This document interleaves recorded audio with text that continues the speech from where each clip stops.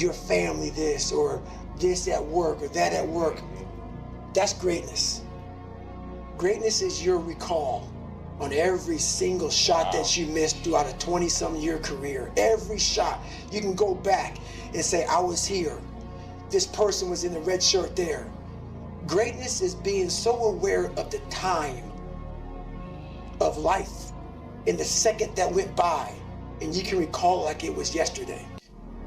Greatness is being able to go back there, not making that same mistake again, and being haunted by it.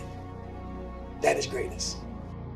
If you want to be great, you want to be bad ever at what you do, you could be misunderstood by everybody because you're going to be so obsessed and so driven to get there. That's what it takes. That's the truth. It takes every second of your life. Anybody says balance? Yeah, balance is important for a lot of people. It is. But if you want to go to that edge where people do not like you, don't understand you, question everything you do, you've arrived. When you are misunderstood to the point where people think you're psycho and you're nuts and you're this and that, why are you in the gym at 1 o'clock in the morning? You just got to doing an op for 13, 14 hours at the Ranger School, man, at the gym. What's wrong? You will never understand what is wrong with me. And that's why I'm so glad you don't, because I'm in the right spot. When people don't understand you anymore, you're in that spot of obsession and drive. Maybe you want to be nobody. Maybe you're happy exactly where you are in life, because obviously you are. Maybe you don't have the determination to be somebody better than who you are. And if you want to live with that, I'll support you in that. If you're good with being who you are, that every day you wake up and every day you smell like shit because you can't wash your body well, and your skin's messed up because your health's so bad, and you can't put your clothes on right, you need help with that makes you feel good. See, people are haunted. So I don't say much to them. I say exactly what I said to you, right there. Because I was once you. Their will is so small that they don't have any, and you can't give it to them. There has to be something. This is what I'm talking about now, because this isn't a hack. This has to be in you. Something in you has to wake up. And usually the only person that can wake it up is you. But if you don't have a little flame, just barely, you're done. And that's the harsh reality of this life that I want to get across so bad. You have to examine the insides of yourself. And what do you really want out of life? Your friend and a lot of people out here just don't want it. So guess what? Have fun with your life. Go from 3 to 350 to 400 to 450 to 500 because you don't want it. And that's the harsh reality. If you misunderstand what I'm saying right now today, the problem is you, and you don't want to fix it. There's no hacks, bro. It's you against you. You against you.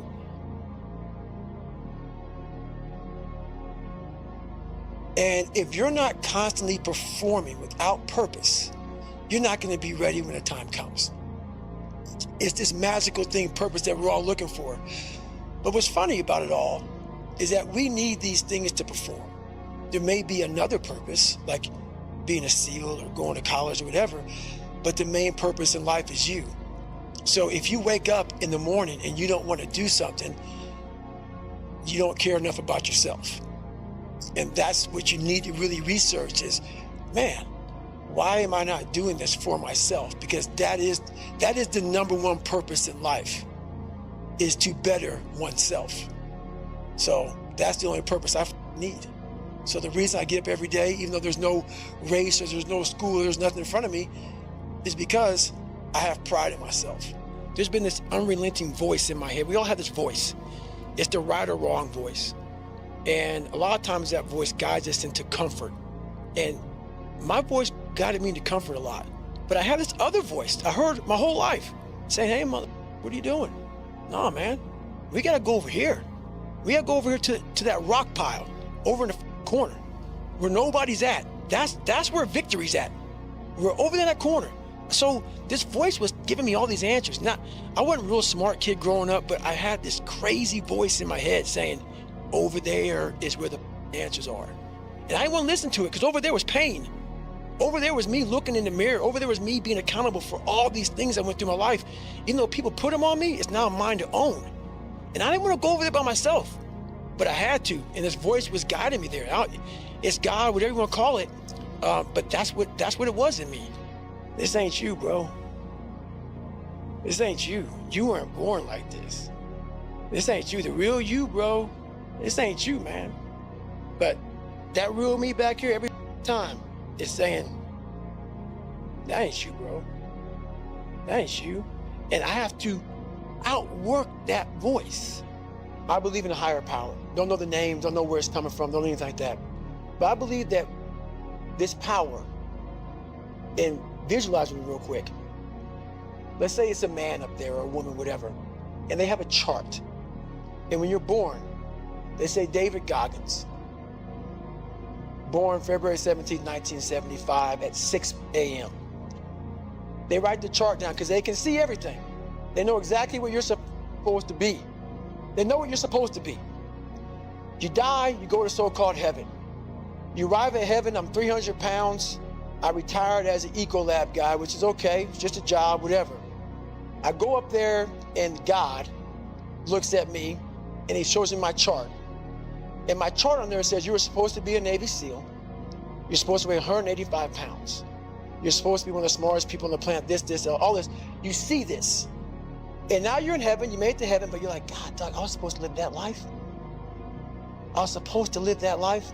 And then you find out that the reason why, because we all think that if we pray on it, if we do this, if we do that, whatever, we don't work, we just, whatever, it's gonna magically happen for us.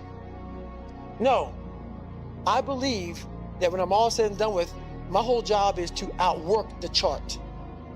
Whatever the chart says about me, the all-knowing power up there, I want to get up there and say, him look at me and say, I know everything. I didn't see this. I didn't see this. I want to feel that. I want to get to the other end of this world, and however I'm being judged, whoever's judging me, to look at me and say, I did not. No, I had you at 185, I had you at this, but all this other shit, I was riding as you were living it. I want to find more. All I can. And in that sack of shit, you have to dive in that to find more. Because if you're not willing to go in there and face yourself, you're not gonna find anything. You're gonna live right here on surface, man, right here on surface.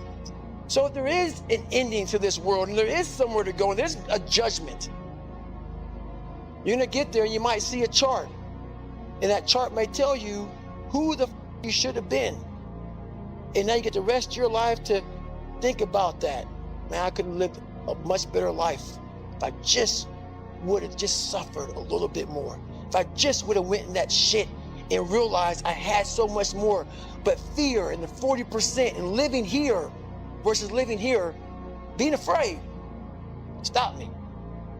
So that's, I'm a big guy in visualizing.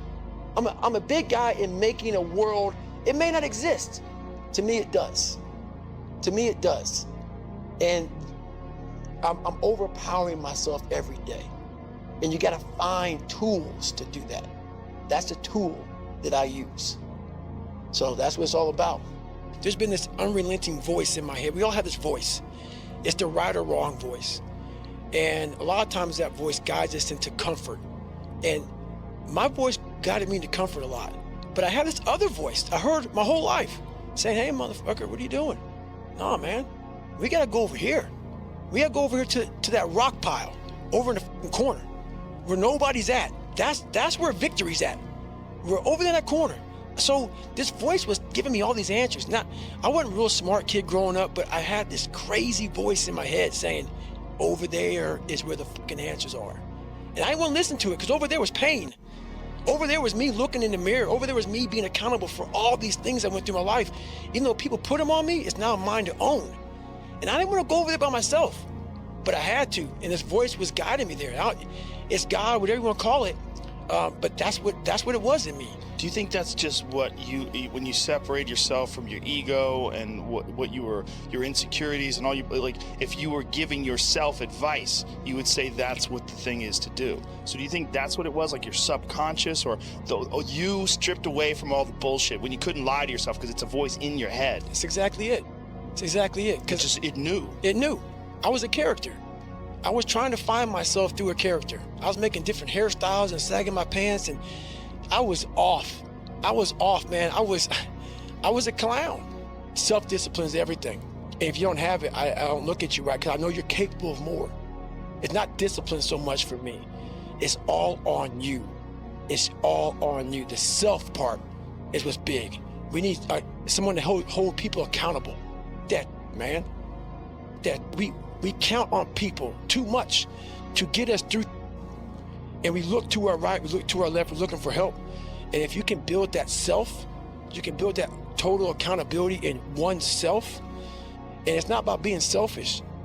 I'm trying to create a better me, so hopefully people who are hearing this are taking it the right way, can say, I can run a mile. It ain't about running 205 miles, doing 4,000, being a city. It ain't about all that shit. It doesn't matter. I want you to see how far you can go. And that's all it's about, yourself. And that's where it all comes from. Well, listen, I guarantee you've already done that.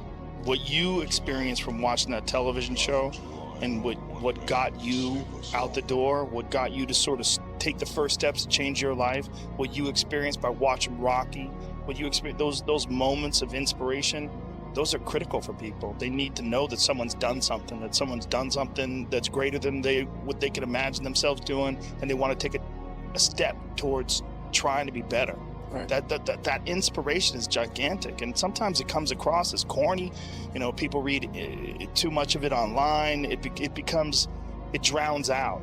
You lose the meaning, gets lost. I mean, there's a lot of posers. There's a lot of people out there that they're pretending that they're trying to offer up inspiration or a true, honest account of their experiences, but really what they're trying to do is say something that's going to get likes. Right. You know, they're trying to say things that they think people are going to go, yeah, double high five. Right. You know, there's a thing that people are doing where they're just trying to get social cred. That's it. That's what social media is, man. I'm going to paint you the picture of my fake life. Right.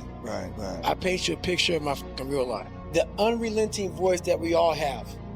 What happens to that voice? I'm going to answer your question. We all have a voice in our head.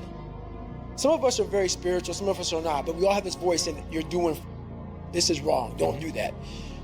The more you don't listen to that voice, the further that voice gets away from your head. Some people call it the Holy Spirit, some people call it God, some monks, whatever you call it. It's there. We all have it. It's the right or wrong voice. But the more we don't listen to it, the more that voice goes away. And the only voice you hear is yourself.